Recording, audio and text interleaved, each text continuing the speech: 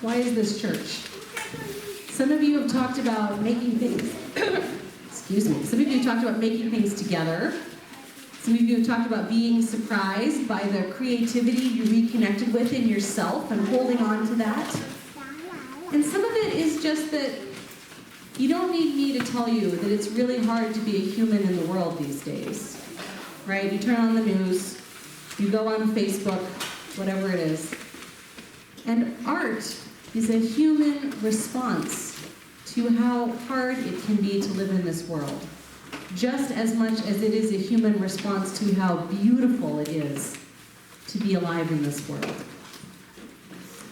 So not only do we raise money for organizations who are helping people have access to art, we ourselves need access to art.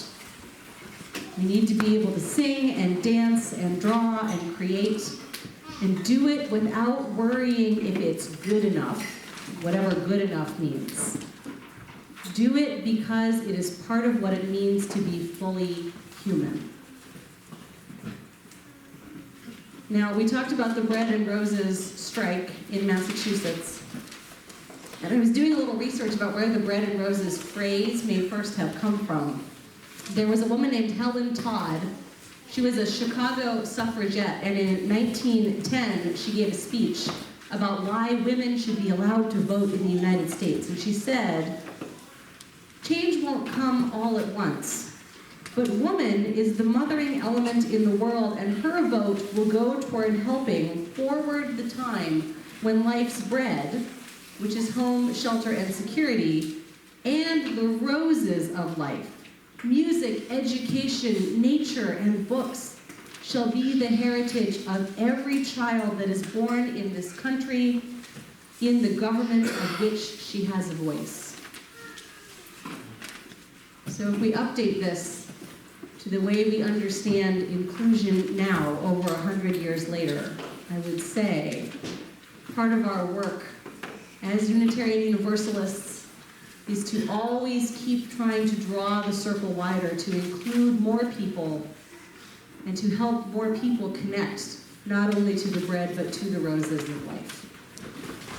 Go hiking together, make art together, access all that is beautiful. And remember that you need this to live in this world. And you need this to make justice in this world. Because when we are inspired and we create together, we are able to imagine the world we have not yet seen. The world in which there is enough for everyone, and everyone is safe and able to gather together to make art joyously.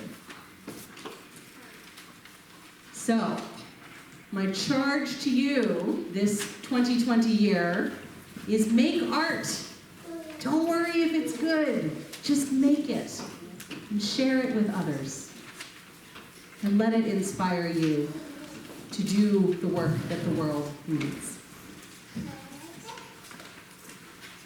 We are going to have to skip our music for reflection, I am sorry to say, but